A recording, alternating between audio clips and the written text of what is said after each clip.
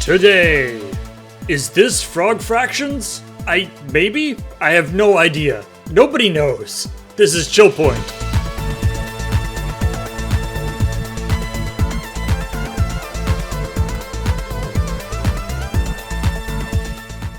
No, but nobody, you can never know whether you are currently playing Frog Fractions. It's true. Nobody knows. This could be Frog Fractions. You watching at home could be playing Frog Fractions currently just by watching us.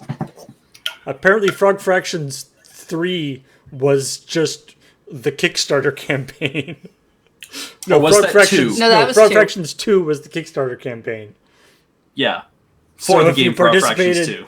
if you participated in that Kickstarter campaign, you were inadvertently playing Frog Fractions. Does that make Frog Fractions 2 an MMO? I guess so. That's cool. I like that. We might as well just start with that story, actually. How you doing, everybody? Welcome to ChillPoint, where we talk about all the stuff that we didn't have time to talk about on CheckPoint, and also give you more info on the stuff we did talk about on CheckPoint.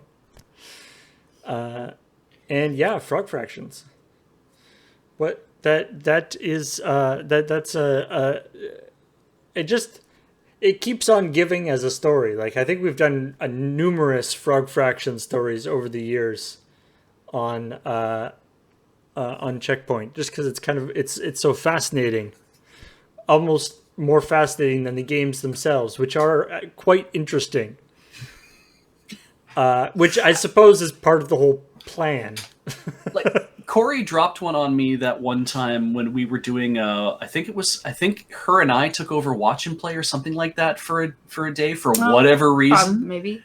And she dropped like a whole bunch of stuff on me, but she dropped Frog Fractions, and I was like, "Oh, okay, this sounds like." I hadn't really heard of it. I'd heard it was supposed to be like a weird, interesting game. I had no idea what to expect, and it was fantastic.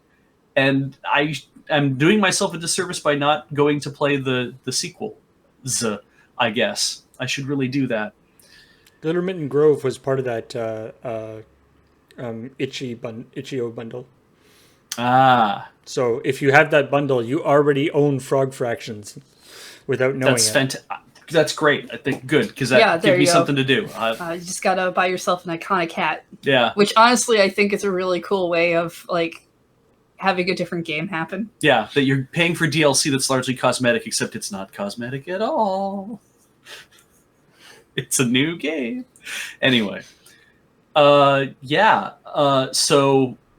the story we did was on how if you buy the Game of the Decade edition, is that what he's calling it? Yeah. Mm-hmm. So Jim, not Jim Crawford, Jim Stormdancer.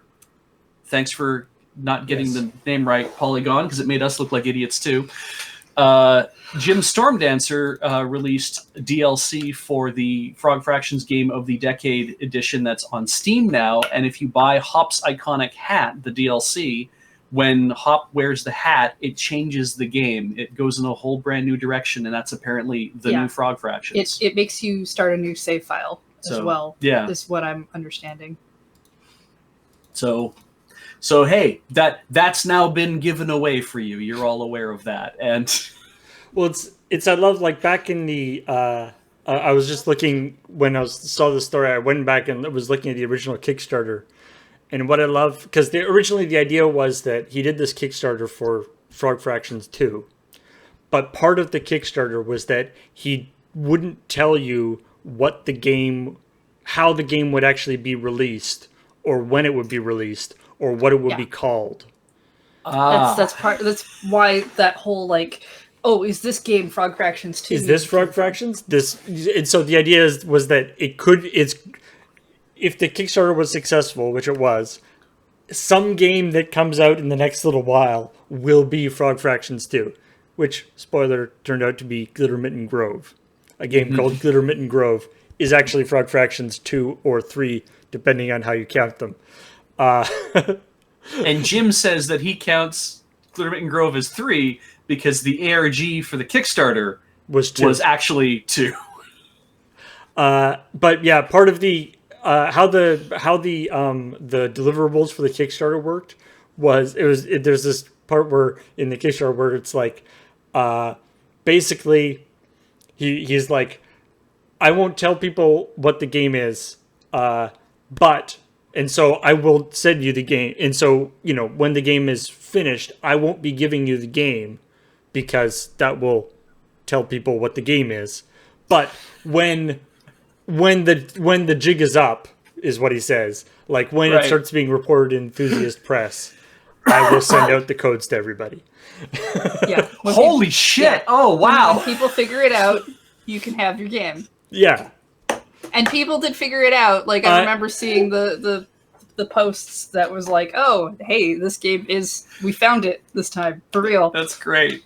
And he's like, and if you find the game, if you find what you think is the game before it's widely reported, and you tell me and you're correct, I'll send you the code for it. That blows my mind because based on this is based on having developed I believe Jim Stormdancer has made more than just Frog Fractions. Yeah, but the original one was like a web-based game, I believe. Right. And just the idea of I'm going to need you to go with me on this. You're going to back something that you're not going to have immediate access to. In fact, other people will have to have discovered it and played it before you get it. And there's a very good chance that none of you may ever get whatever you're backing here. Isn't that just an honest Kickstarter, That's though? really There are plenty of Kickstarters that don't make it. I'm going to go ahead and do all the work, but you might not get the results of my work. Yeah, that sounds like Kickstarter. Like in its this purest is why, form. Yeah, this is why it's an ARG, I guess. But I think that's a trick that that he could pull. Yeah. Clearly. But that it's I don't think there's many other people on the planet that gets to pull that like this person and Andy Kaufman were probably the only people who kind of get away with that kind of, and that level of obviously it was part of the whole marketing effort behind the thing, right? Like if some other random person started a Kickstarter for the same kind of thing, it probably wouldn't work because somebody's already done it, right? Is the Kickstarter itself was sort of part of the art piece. And it was successful as a Kickstarter, but not wildly so. I think it made 70,000 or something. And which in the CheckPoint video, the shoulder graphic that I put in was his list of stretch goals, which was stuff adding it was add of or was it for if it gets to 500,000 or $1 million or something, it's add Oculus Rift support, and then it's there's a stretch goal. There's a stretch goal to it's $1 billion. It's purchase Oculus Rift back from Facebook. You can get there. Huh? I'm sitting here trying to think of ways that other game developers could leverage this, but my mind, because we do so much with Magic, and I was I wonder if we could do this for anything we want to do. And then actually, WotC could probably do something release a secret set that you would have no idea about. But it turns out, and how you do it is the token that's bundled with every package would have a peel away thing that looks like a token on the front, but if you separate it and peel it out, there's actually other cards underneath for a set that they've never released. They did do. That sounds like an unset. They did do the set that had playtest cards in it, right? Right, but I'm talking about releasing cards secretly. Right. That nobody would know exist until finally one day somebody is this token feels weird, and they peel it and there's an actual card under here, and there's a run on tokens all of a sudden because people are I gotta find out where there's actual cards. I feel it would be tough to get that. That feels like it goes completely against their marketing strategy. Yeah, maybe. It would get people probably to actually start spending more money on different blocks of cards to try to find stuff. I don't think they need help with that. Yeah. Or you leave them in the light and it changes. Oh God! I like Kusanoki's thing where it says they say something different under blacklight. So you shine blacklight on them, and all of a sudden it's a different card, and you're like, oh no. The yeah, but I mean, like they have like what you were saying. It's like, oh, they should do some sort of secret packs, and I was like, you mean secret layer, the thing that they've been doing a bunch of recently, or the special edition like secret packs where they had like packs or cards from all different sets, and then including the weird playtest cards and stuff. Like, I feel like Magic has had a long history of doing all sorts of weirdo releases. So yeah. But I mean, that was the funny thing about Magic, of course, is like that was like the original idea, like way back in, you know, as Richard Garfield intended, was that there would be so many Magic cards that no one would ever know what all the cards are, and so when you were playing with somebody, you would keep seeing like all these crazy weird cards that you'd never seen before. Right. This was before the internet and Yeah, various things like that. So that idea was dashed pretty quickly. Right. Like wizards discovering new spells that other wizards have created. And they're like, how did you learn how to do that? Yeah. I like the idea though of somebody like coming up to a game and being like, okay, so make 5 1/1 goblins. I've done this, or whatever the hell a goblin is. I have no idea. And then it's like, now it's on the board, they're like, also I activate my trap card and they peel one of the goblins off, and it's like completely different cards, but it's in play, so it's technically legal. What you are describing is the game Munchkin, which does that kind of BS in all kinds of weird ways, and I hate it. There are at least 2 unstable cards that allow you to cheat to secretly put cards into play underneath other cards, though. So I mean, like they're not that far off. While you're like I play all my goblins, and there was secretly a suspicious comfy chair or whatever. Oh, I do like suspicious comfy chair. Or whatever that, or no, totally normal chair or something like that. Yeah. Is like the end card, where you can put it into, if you can get it into play, then you can use it. And Cheaty Face is the other one. There was a card called Cheaty Face where it was like, if this card gets into play, it's in play. Yeah. However it got into play. Anyway.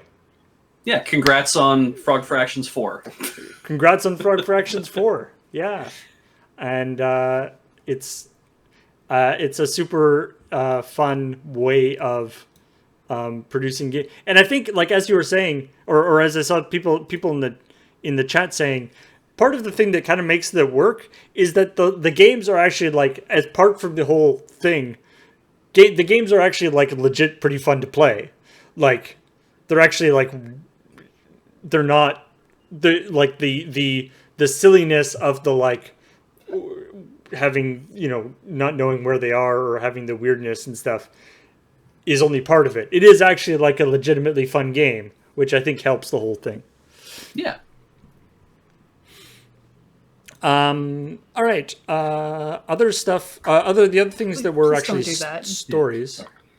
There was the story, which was just basically an excuse to read out the quote from Scott Amos. That story was clearly just an excuse to write that out too. Did we transcribe that quote, or was that actually written somewhere? No, that was it was in a it was a transcription of an interview he gave. Yeah, it's in the article. We didn't transcribe it though, but like it was published as a transcription. Okay. And yeah, it is somebody kind of getting partway through their spiel before they realize that they're gonna have to say that Sony made them not do it. Yeah. But that they're trying to not do that.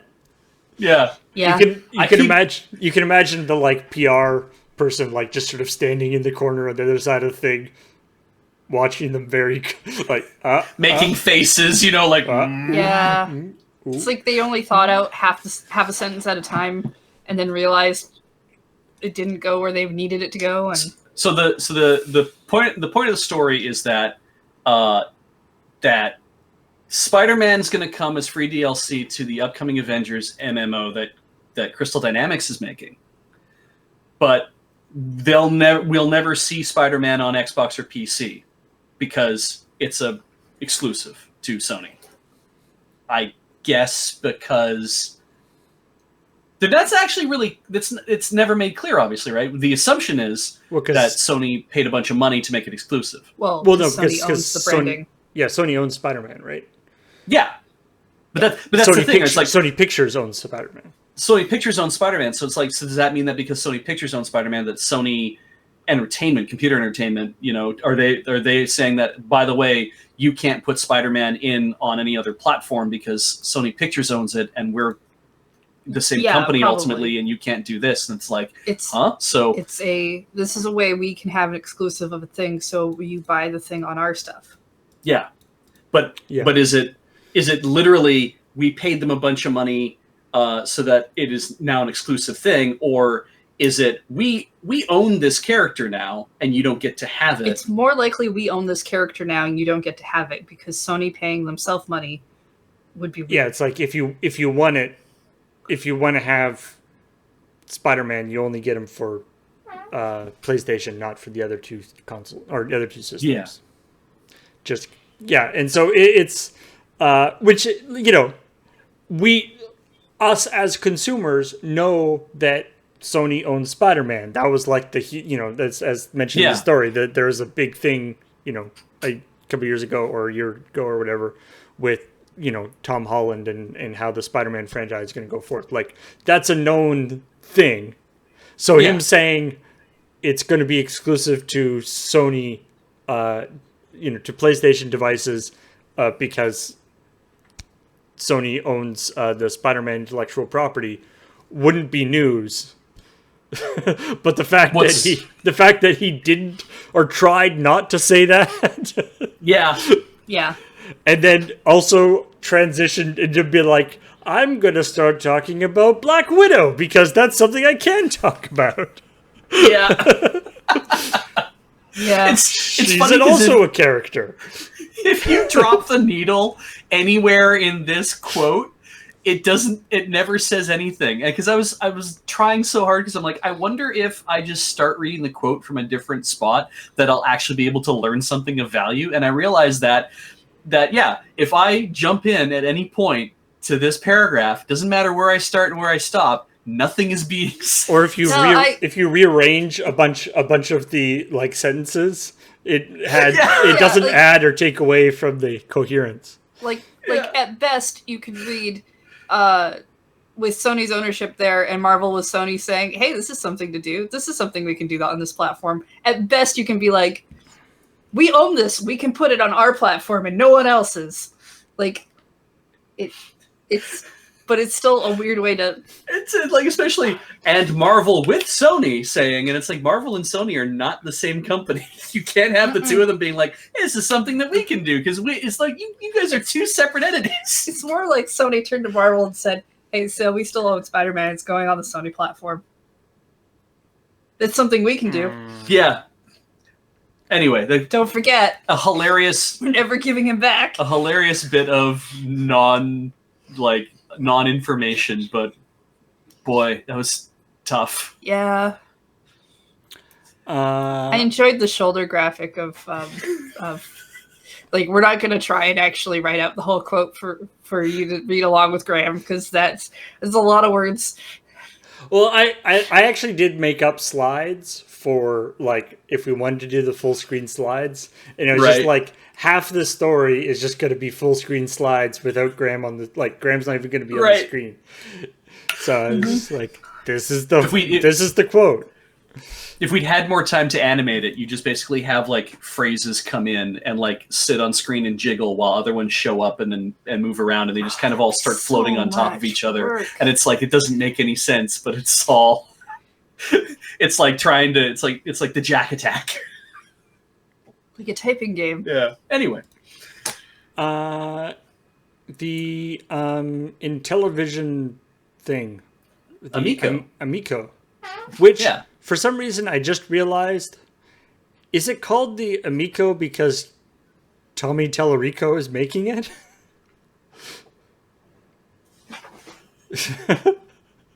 Tommy Tallarico is the head of the company that's making it? How about that? Anyway, yeah. Would you stop hitting the table? But yeah, this is... It looks cool. It really does look cool. If you go watch the video, the Intellivision Amico is a new console. But it's being touted as a reboot, and it looks really neat. It's got little on-screen screens. It's got a little dial like the original Intellivision controllers had, and the buttons and whatnot.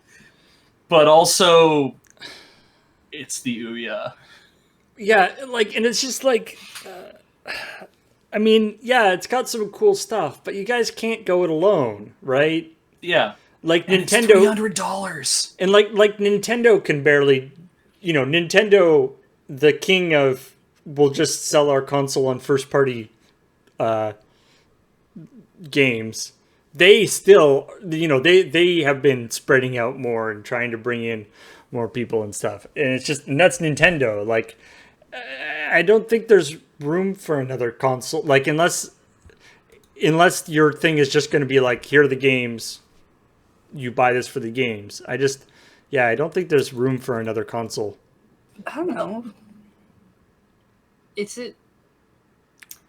My understanding of the Ouya is that the real confounding thing was they didn't understand what their own product was. Does Amica understand what their product is? I think they do. So I feel like they're at least a step above. And I think what they understand it, because it's like it is a whole bunch of reboots of games. Like the new Missile Command looks amazing, but it's still Missile Command. And what looks to be Sprint is still Sprint, driving little cars on top down whatever, but the camera moves a bit and everything's beautiful. If you watch the video, and I scrubbed through it mostly just because I wanted to see what the games looked like. I wasn't going to sit there for an hour and watch it while I'm trying to write a thing. The console has a cool control thing.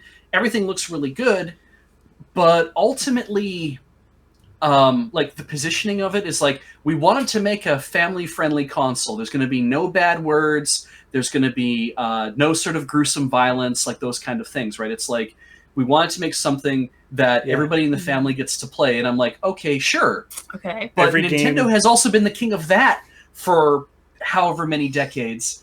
And they catch hell about that all the time. And now that they're finally starting to see mature titles show up on the Switch, it's like, you can't say that about them anymore. So what does that mean for this thing? Remember, like, Nintendo is the place for kids games and all these great stuff. And also exclusive Bayonetta 2 for some reason. Like, Bayonetta 2 was, like, one of their first, like, let's exclusively get a third-party person to make things to make a really hyped-up game that people are excited about to just come out on our console. And it was like, Bayonetta 2? What? That's cool. Yeah, second horniest game outside of Kirby. It's like, that's cool, I guess, but really? I mean, even if that's true, even if Nintendo has titles that are outside the family range, pretty sure they're the only games that show up in the family games category of the Games Award every year. Almost all, like most of the consoles, like Xbox and PlayStation, even they're like pretty tame family friendly stuff, they'll almost always rate it T anyway, right, because of like online interactions and stuff, and they don't want to have to like deal with that.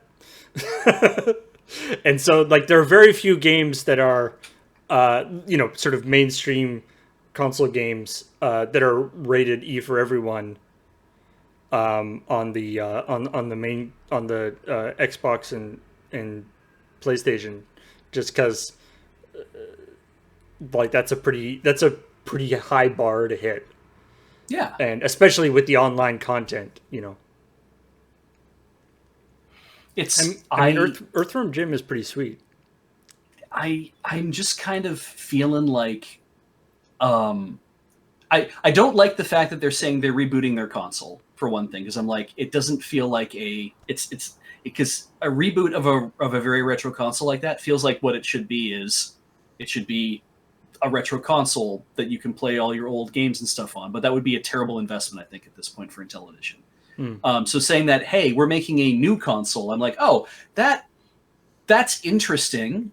It doesn't have to be the Intellivision. You're basically just using that title trade on making a brand new console, but you are also trying to take old Intellivision games and update them, like to be like, we're going to make new games that are based on these older Intellivision games, that based on the like making Missile Command, making Major League Baseball, doing that kind of stuff. I'm like, okay, I think there's something very neat that they're doing this, but I'm completely uninterested in buying this.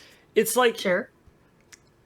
Is the console market so lucrative, like the hardware console market, so lucrative that this, like, why not just make these games as like, bam, we're in television, check out all these games, you can play them on Xbox, PlayStation, PC, and Nintendo.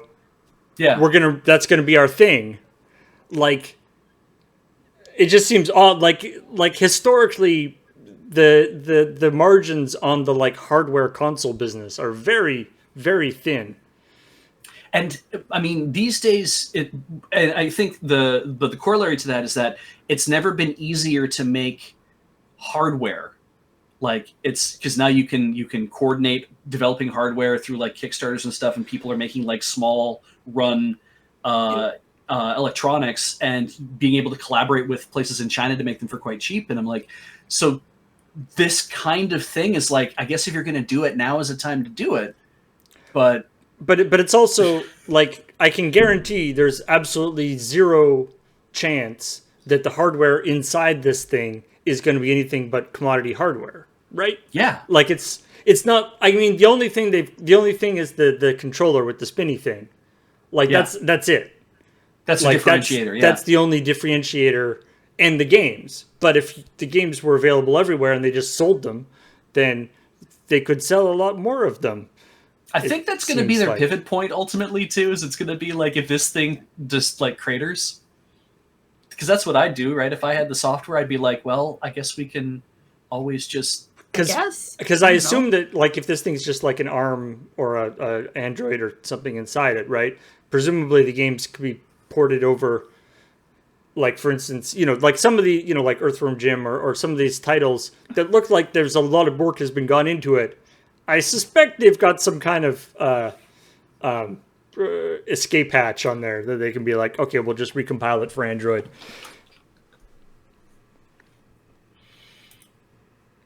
Yeah. I mean, probably.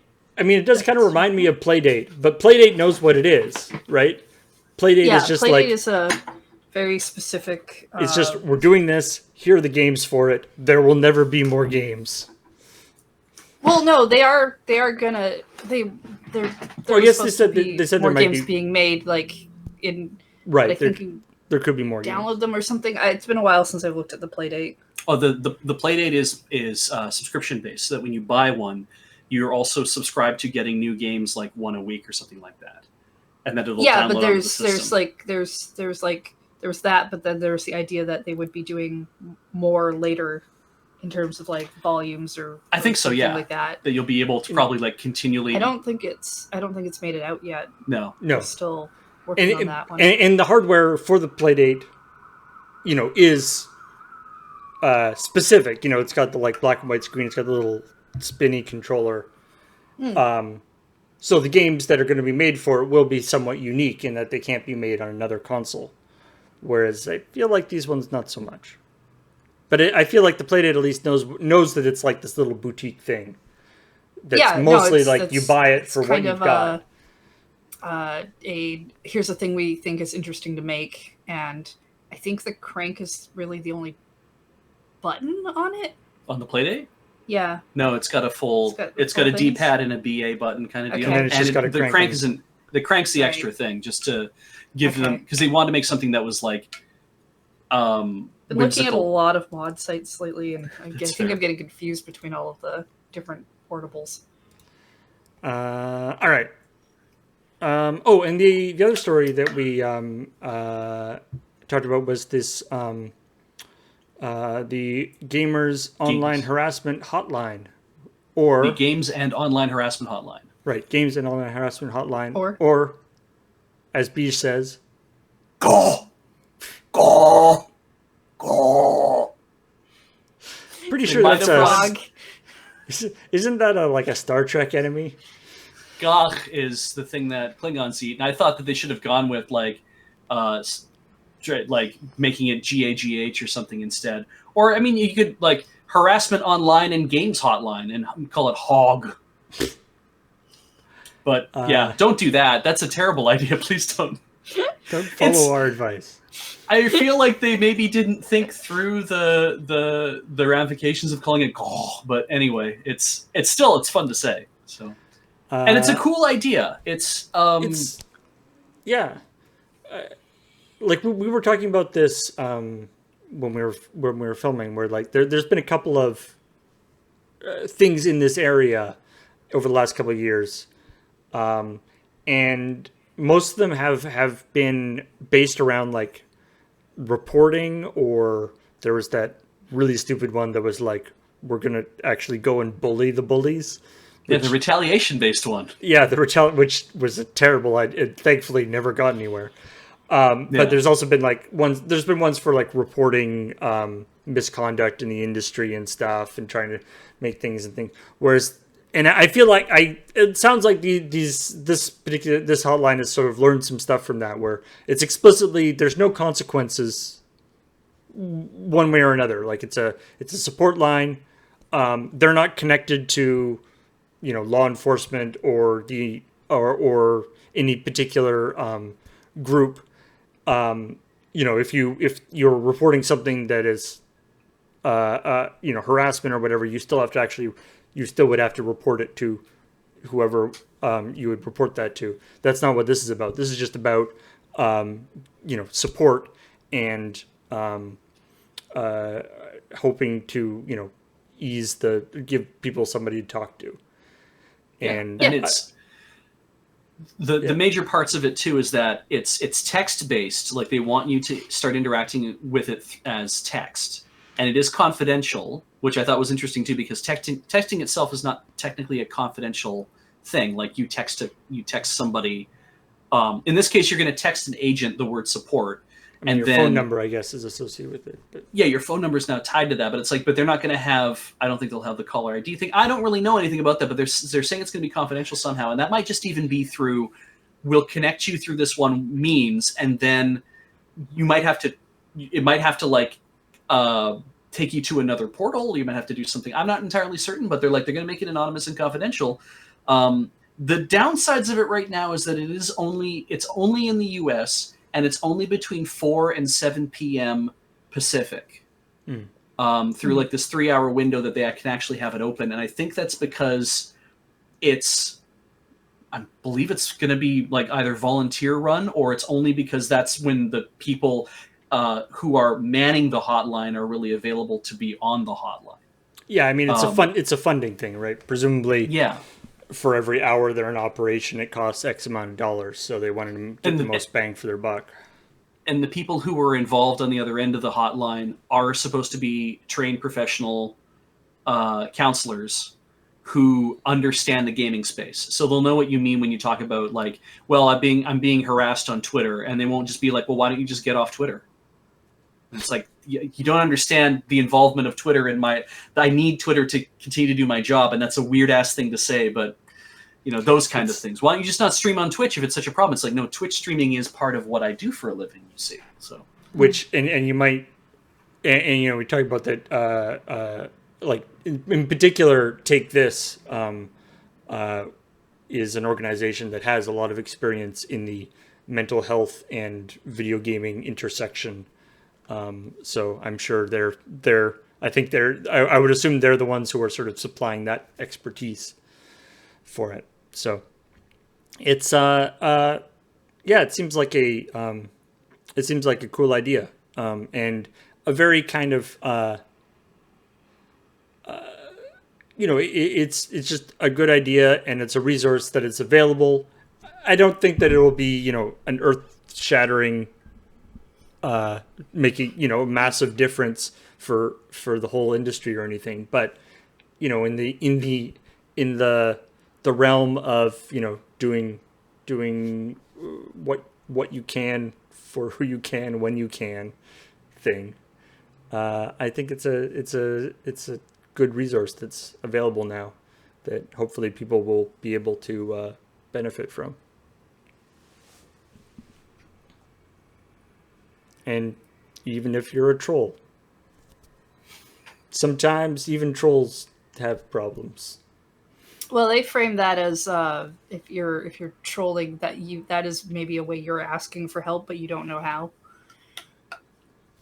It's Which true. You just need support for trolls, you know.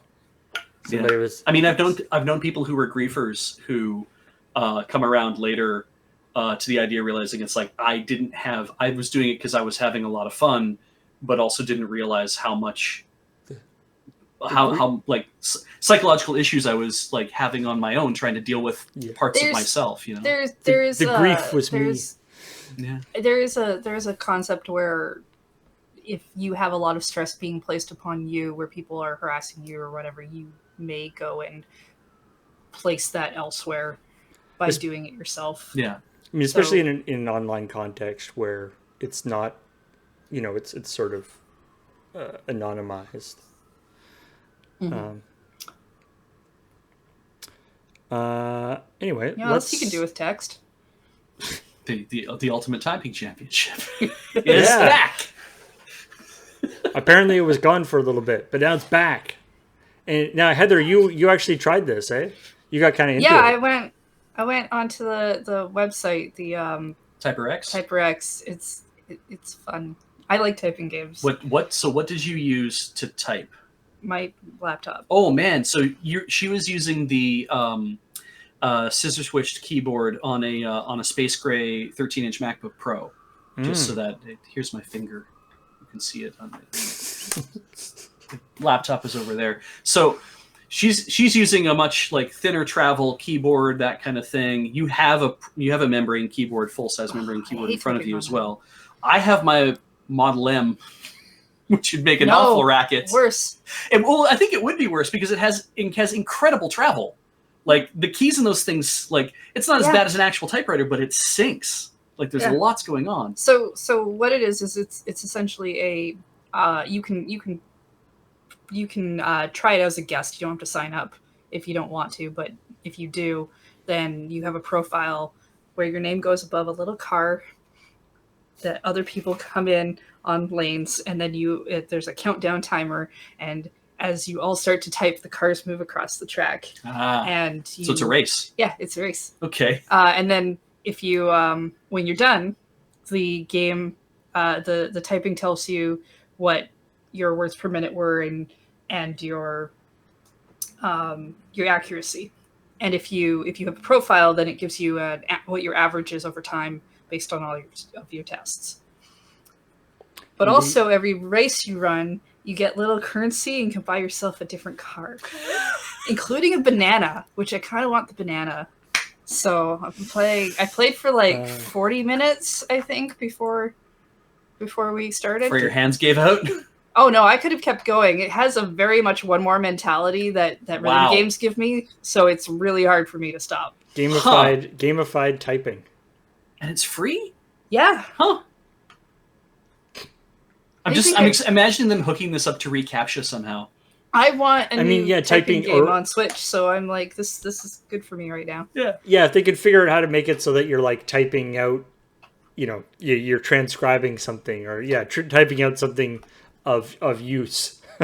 It from what I've seen, it's making you type out quotes, and so it's got like the whole text box of what you're going to type, and then every word that you're on, it highlights the word as you go, and when you hit the space to go to the next word, it highlights it again. But if you have an error, like you spaced too soon or you wrong letter, it turns the word red immediately, so you know right away. That's kind of classic typing test interface, yeah. So the Ultimate Typing Championship takes the 25 top people from TyperX. They can type real fast. Yeah, apparently they can. And there's a $5,000 cash prize if you come in first, and everyone gets a DAS keyboard for participating. Which is pretty. Those are pretty sweet. Yeah. That's the keyboard with like no letters on it, right? You can get them with no letters, but you can also get them with letters. Okay. My typing average over the 40 minutes that I played is about 75 words per minute, with like a 99% 95% accuracy, roughly. That's awesome. When I looked at the top 10 people who were playing, the number one was close to 200 words per minute or more, and it was very terrifying when I realized that you could even hit triple digits. So it's not faster than people can talk. Well, yeah, I mean, the thing with like like high speed Rubik's cube people, like cubers. There's like special like competition cubes that are like specially made, and there's like oil and all this stuff to make good. I can like at that point you've got to make sure that like your keyboard is gonna be like, you've got to have special, like I can imagine somebody like taking apart their keyboard and like going in and making sure that all the little stuff is all perfect, so that nothing slows you down, like you've got your Model M keyboard and you're like filing off the keys to make them. Mm-hmm. Like the article about the typing championship I read, and I really liked how the person was like, oh, I discovered this thing, and I'm like, I'm pretty good at typing. I'm like I like typing games, and I'm better than all of my friends. And so I sat down, and because you need to do like 50 typing tests to qualify between a certain time or something, and they're like, I did all of them, and I discovered that it's not that I'm good at typing, it's that all of my friends are really bad at typing. It's my typing. Because I'm not a very fast typer, and I can't touch type. Like I look at the keys. Mm-hmm. But it was basically when I was a kid, and sort of learning typing, I got to the point where I could type as fast as I could think, in the sense of like writing an essay or in writing a script or writing programming or whatever.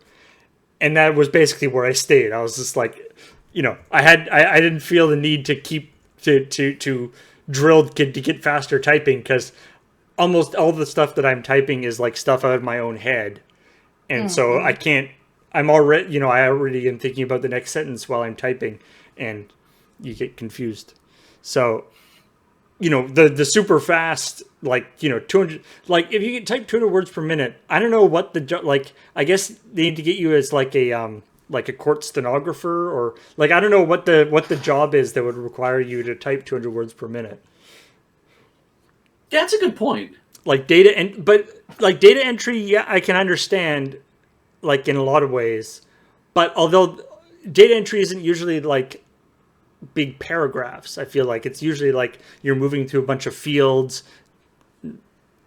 I don't know. I mean, generally when you're looking at somebody's typing words per minute for a job, you're less like you are looking at their speed, but you want them to be very accurate over, especially with a data entry job, over being able to go faster.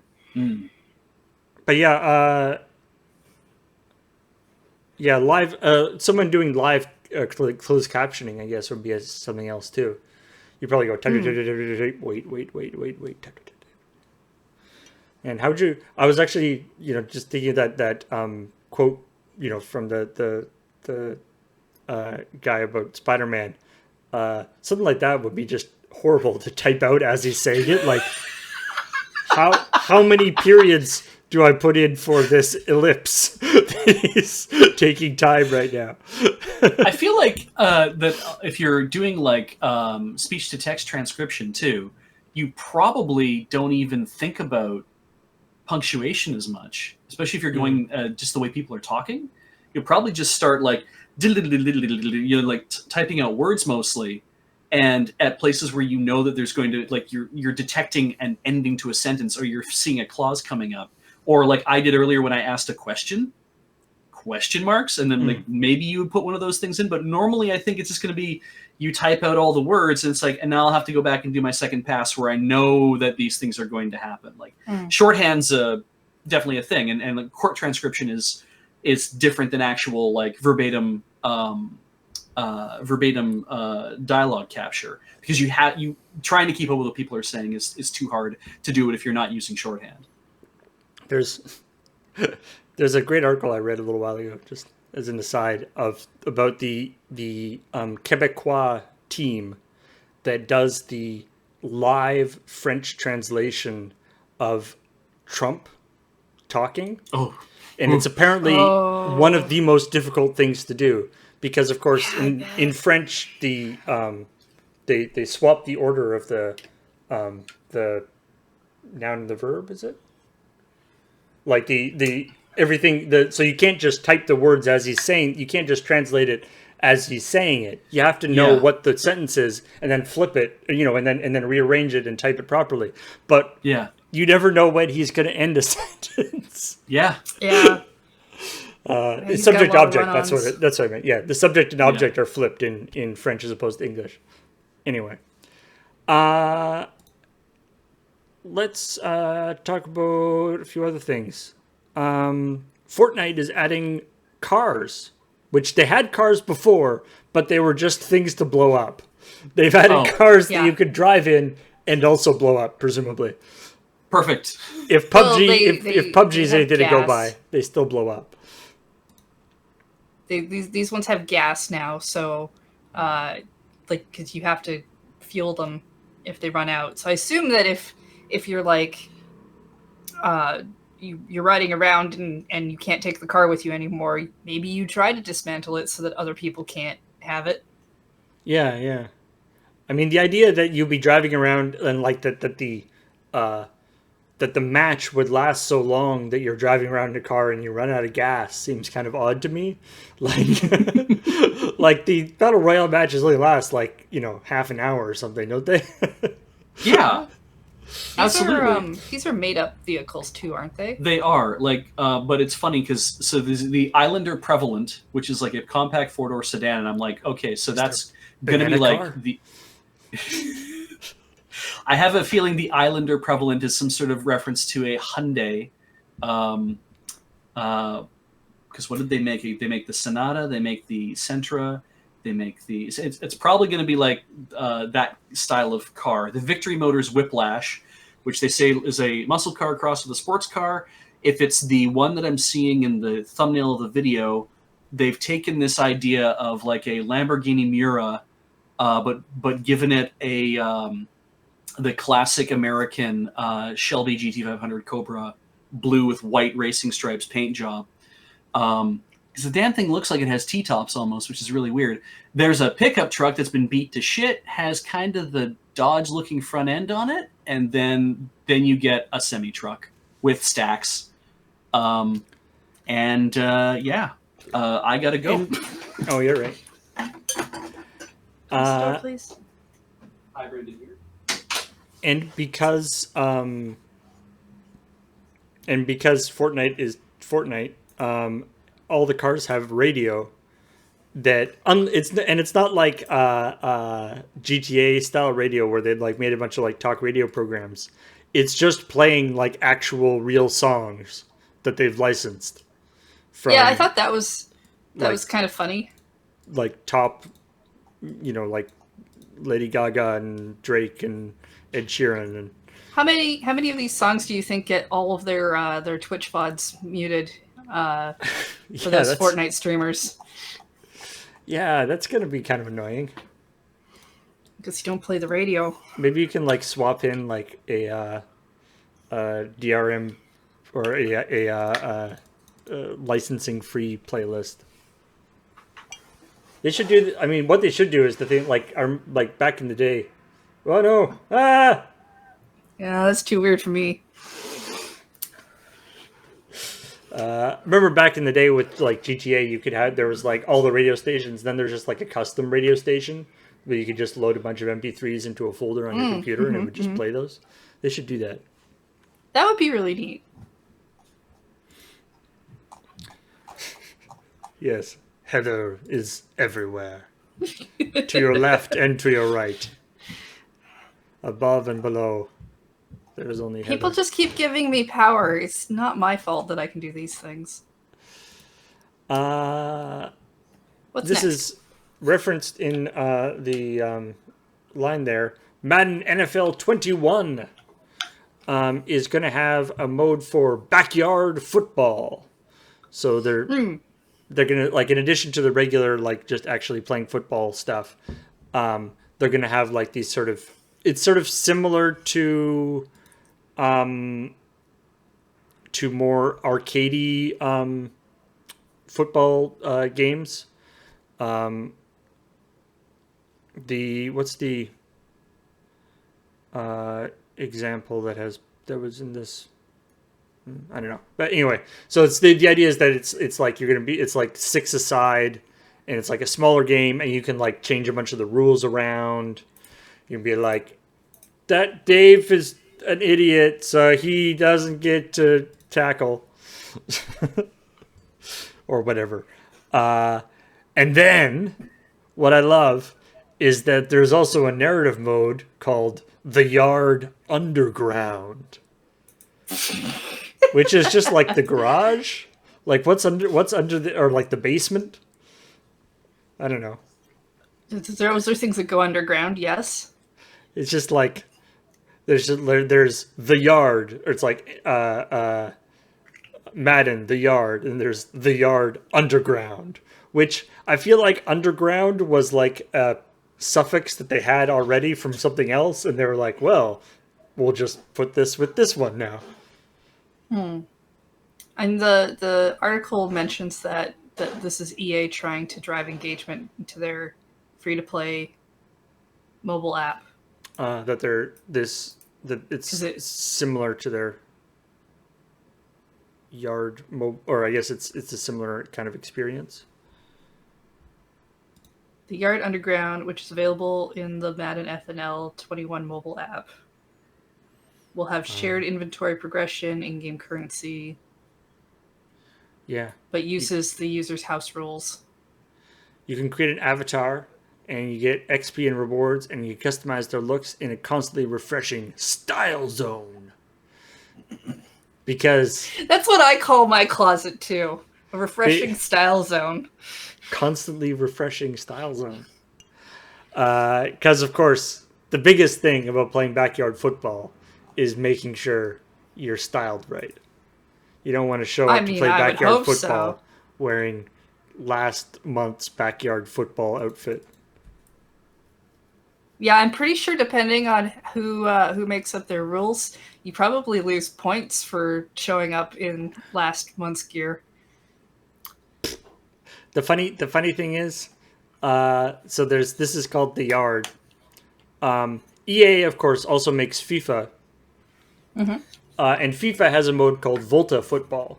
But of course, because it's in FIFA, they mean football is in soccer. Which I think is it. You end up with being like, which football do you want to play? Do you want to play the football or the yard football or the Volta football? And some of those are actually completely different games.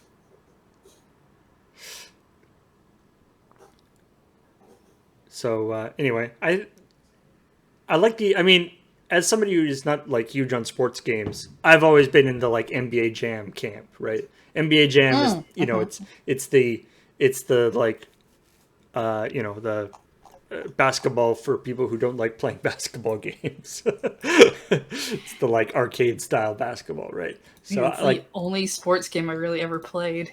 Yeah. Which I think it's at that level for like a lot of people.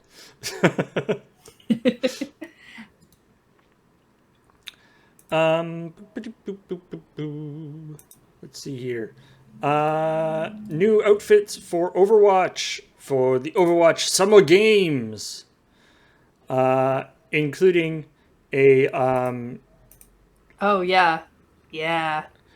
So including a Farah lifeguard skin that people are being very thirsty over.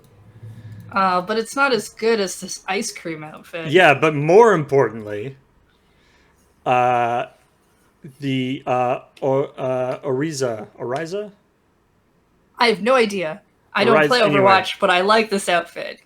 There's a skin for the big robot centaur lady that turns her into an ice cream cone. I would put this outfit in my style zone. Yeah, I mean, Constantly refreshing style zone. I mean, technically for the outfit, you need like 4 legs, which is a little tricky, but still. I already have 2, so I'm halfway there. I just need to make 2 more. Yeah, that's true. You know. We are all halfway to centaurs. Yeah. That's the spirit. That's all you have to think about. Is just we're just halfway to centaurs. Yeah. Do you think this is supposed to be in the context of the game? If it's supposed to be like a paint job, or if it actually is that like she is now made out of waffle cone? Given the background photos they're showing off, where it looks like there's an ice cream parlor, I'm assuming Ariza owns it, and this is the uniform they've decided. Oh, it's like the mascot or whatever. Should be no the actual uniform that all the employees should wear. Oh, nice. Which is just them at this point. But can we have just everybody in Overwatch dressed as ice cream cones? I think we should. I think everyone in Overwatch should be dressed as ice cream cones. Yes. Could that just be like over the summer they all stop fighting each other and open an ice cream stand? Like, could that be the story of Overwatch now? Yes. I mean, we control Overwatch. We can do whatever we want to, right? It's like the way it's like the way, you know, like sitcoms will like reboot and be like, now they're operating a detective agency or whatever. It'll be like that. It'd be like, now it's Overwatch, and then like the bad guys, I forget what the people who are the bad guys in Overwatch are called, but they could be operating like a rival ice cream parlor on like the other side of the street. Yeah, and then eventually they Talon, can have that's it. Fights with each other through ice cream trucks over whose turf is what for going through and serving ice cream to children. Or maybe it's like an ice cream place and like a sandwich place. I don't know. There's a lot of places to go here. What I'm saying is this is a good start. Ice cream Oriza, but we should do more.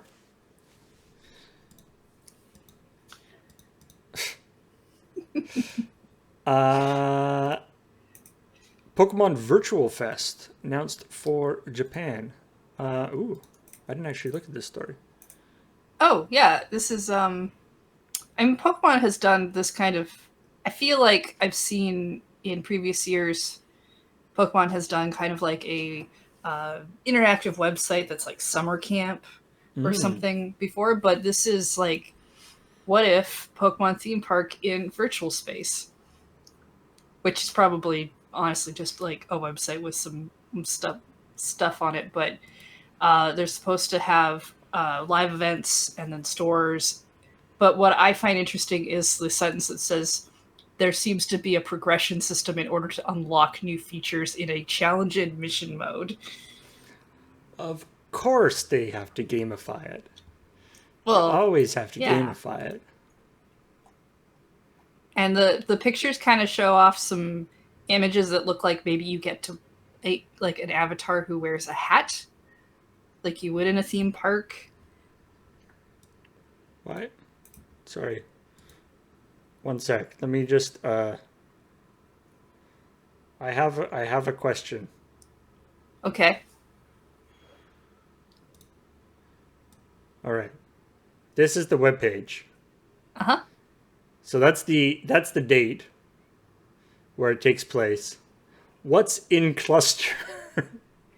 I don't know what that means. Are we gonna be in cluster?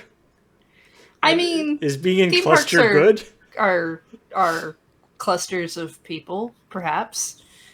I don't want to be in cluster.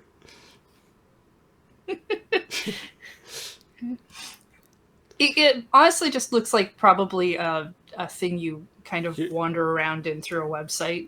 You get hats. But yeah, a little avatar with a theme hat. You know, they did that thing. A whale blimp. Devolver Digital did that game for this, just like you walk through to look at all of the demos of their games or something. from their event. I feel like at best that might be what this is. Wait, but now you can buy things.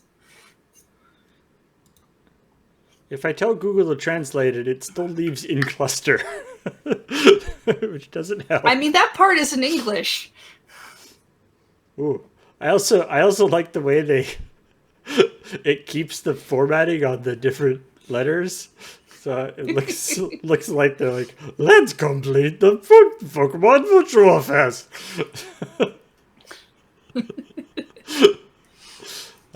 Anyway, I was just amused by that. Okay, I think that's just in terms of there are many people who can't go anywhere. I feel like there's like this push for online stuff, and having an online theme park is kind of an interesting idea to me in this time. But you were saying so, but this is not necessarily something that they like just came up with because of the pandemic. I don't think so. I feel like it definitely got pushed maybe because of the pandemic, but Pokemon has done a variety of like online based things and events before. I just don't think it's been like a theme park based one.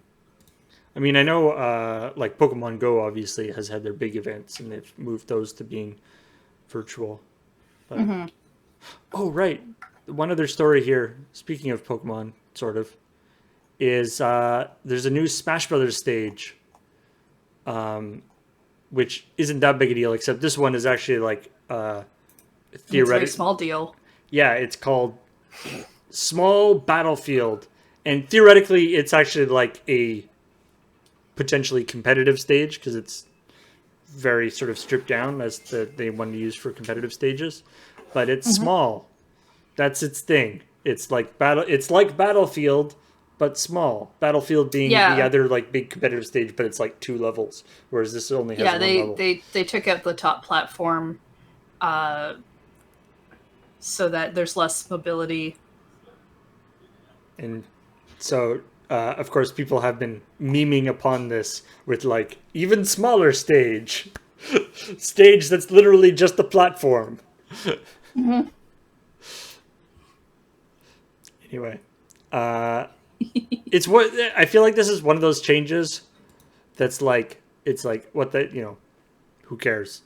There's another stage in Smash Brothers, small stage, but there's like there's a bunch of like Smash Brothers, pro level Smash Brothers players that are like, oh, this changes everything. I mean, having listened to some people who are pro Smash Brothers talk about when they do an update, like, because generally when they add in a new character, there's they do make changes to previous characters. Maybe they nerf some things. Maybe they're very small changes, but the level of depth that you suddenly need to go into if you're competitive to be like, oh, this character has had a change to its damage output. Well, now I need to find out how much damage that move does.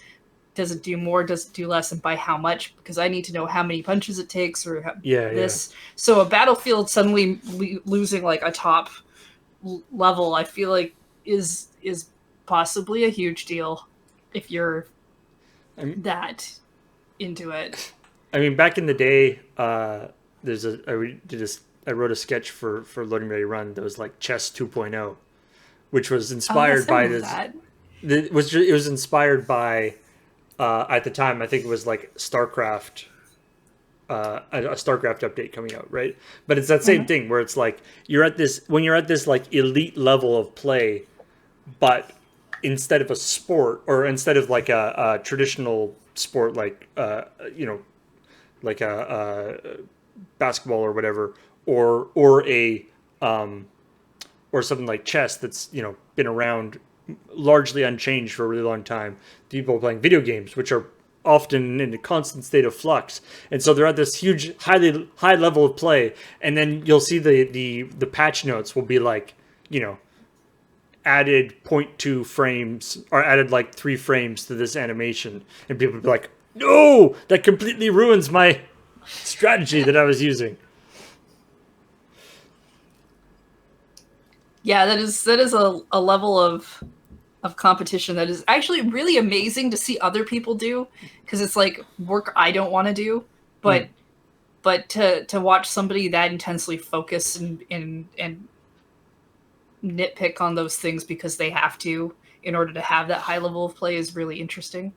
Yeah, I mean it's that thing. I think watching like a very skilled person do almost anything is interesting.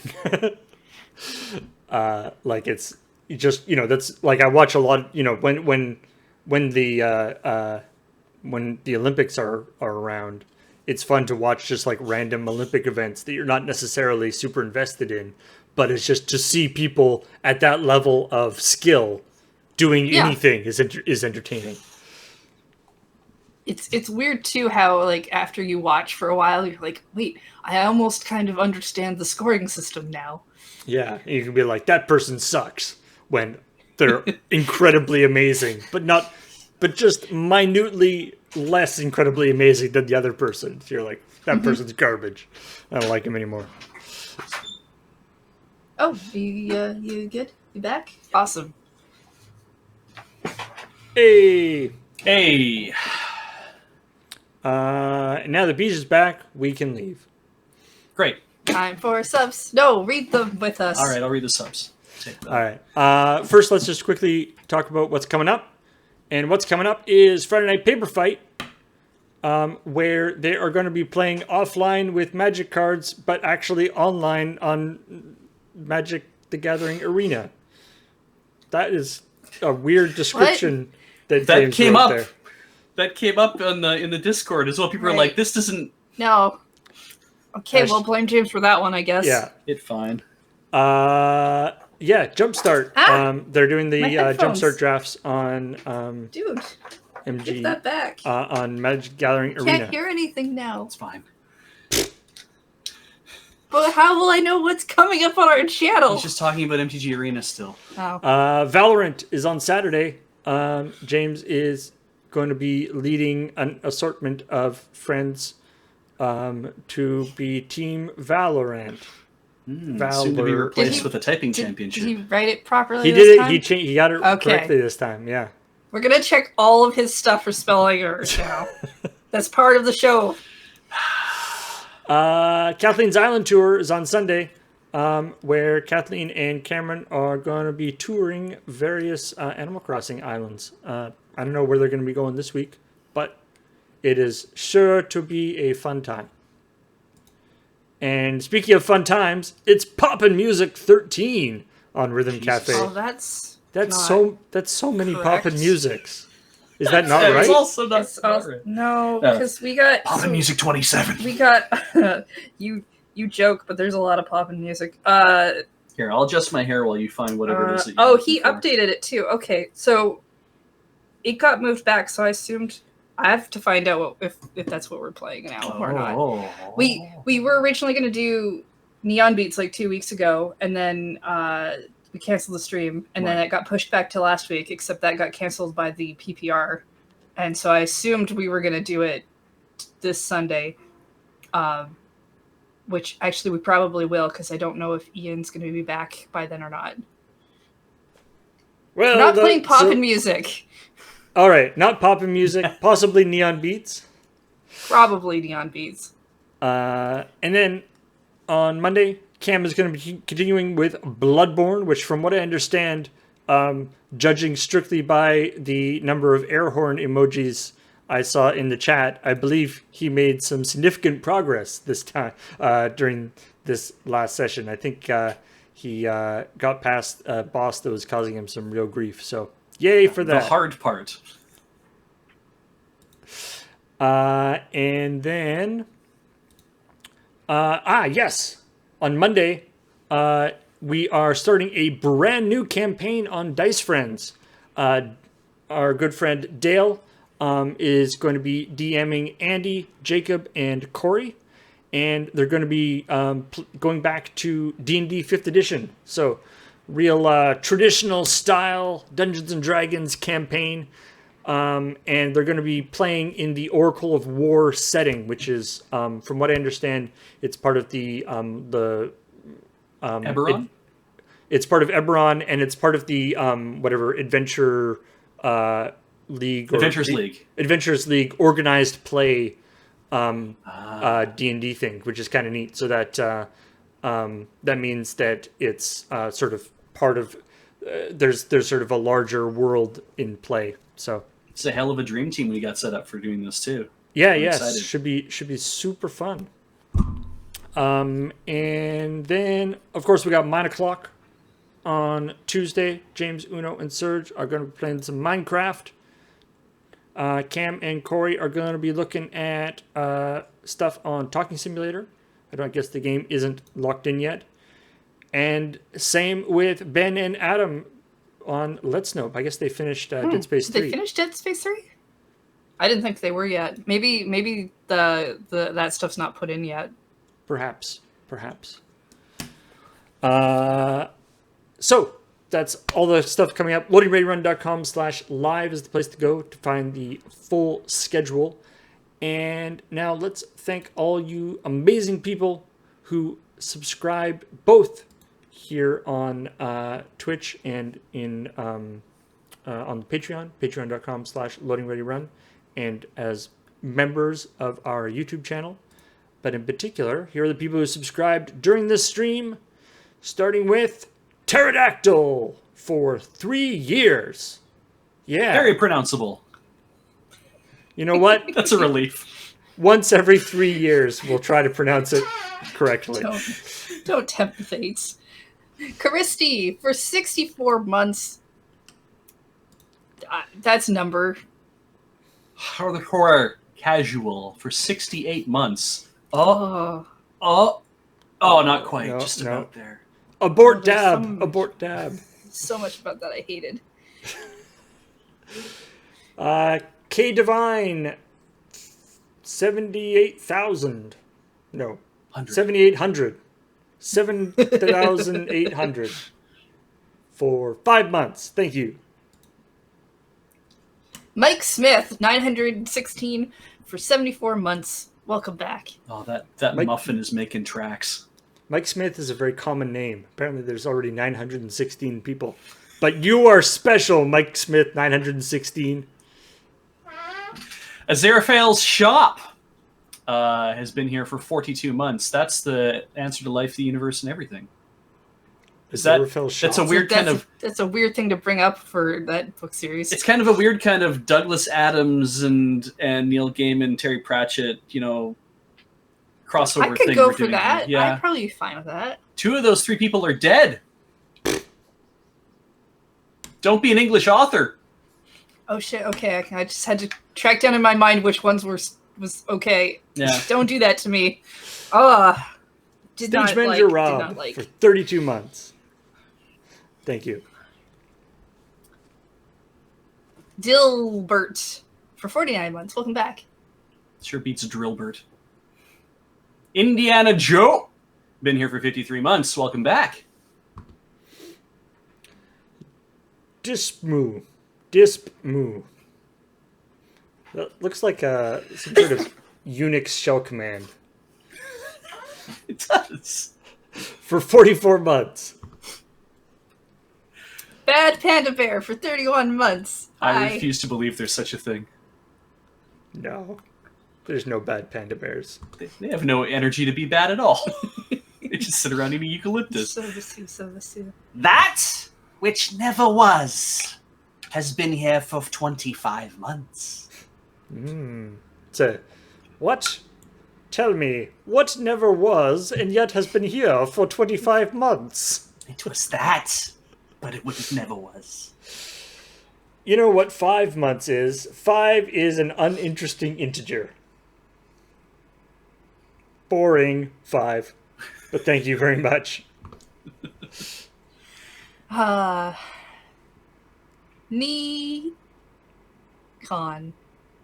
42 months. Panda bears can rip your face off, though. Yeah, but if a panda bear rips your face off, you're probably doing something to deserve it. Anything can rip your face off if it tries hard enough. I don't know if that's true.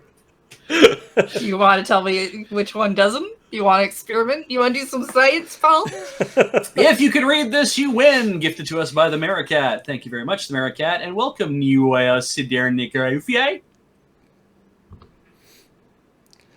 Zombie Jams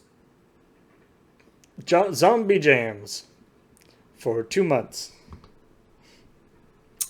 Quest here for 32 months. This is a quest that no one has taken in 32 months. Please go find 5 bear asses. Oh. What if it's also read quest there? Quest there?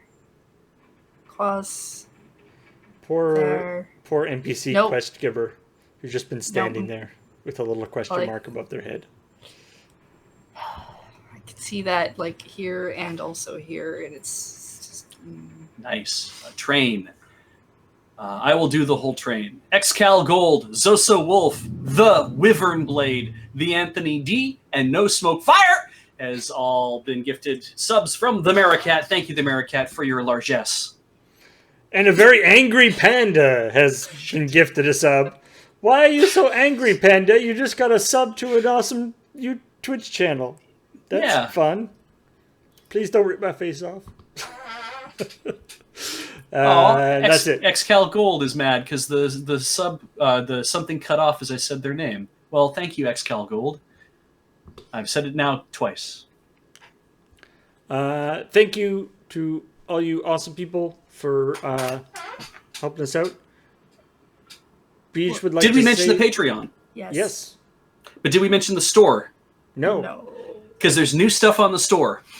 Yeah, oh, yeah, I guess Yes. we should mention that then. Because we did talk about Dice Friends, and if you like Dice Friends, if you go to store.loadingreadyrun.com, you can see our new Wormwood dice vaults made in Wenge with turquoise inlay, not like turquoise color, and we're talking turquoise stone inlay. They are Your super choice.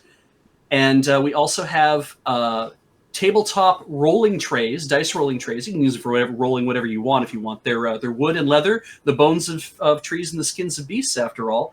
And they are emblazoned with the Dice Friends logo, and indeed that very tagline from the bones of trees and the skins of beasts in beautiful Dice Friends magenta pink, which is a color I've trademarked now for us, Paul. I did what we could.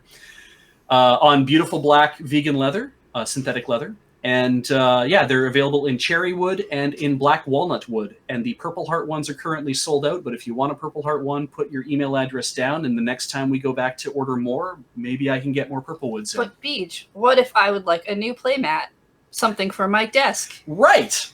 Well, we also have, as a wonderful April Fool's joke that kind of got a little ahead of us, we have the flipped diagram playmat. So if you're the kind of person who likes to play with your pile of cards on the opposite side, we basically just took the diagram playmat and flipped it, completely flipped it. So please enjoy that. But also, if you play MTG Arena because you're not getting out to play Paper Magic anymore, we've got an MTG Arena diagram playmat for your desk that you can put your keyboard on and your drink on and all the things. It tells you where to put everything when you're playing Arena, and has all the keyboard commands all labeled too. Yeah. I like that. Because Don't that you- was my idea. Don't you hate it when you're like, I don't know where to put my single Cheeto?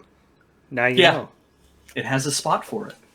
You gotta keep it away from your keyboard so the dust doesn't touch it. And single cheese snack.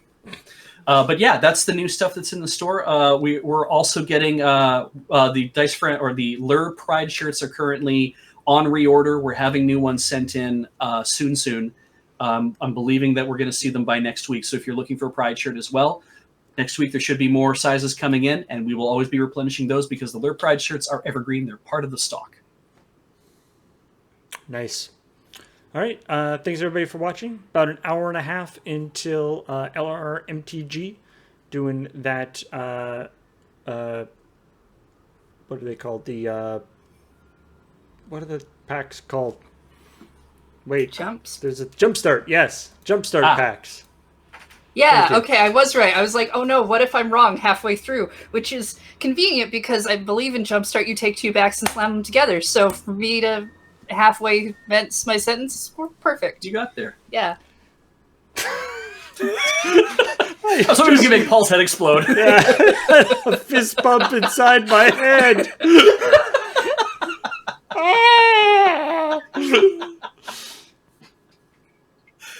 All right. Let's see. Can I? We do it like this. There we go. If we move our hands like this, Ah! so that they Oh wait, don't hang form on. hands. I gotta do. Make it your like, hand flat, Okay. because then we can hide in the borders. Yeah, like that. line up my arms with. Yeah, there we go. Yes. Yeah, there we go. Ah! Pleasant dreams, everybody. Wow, that was terrifying.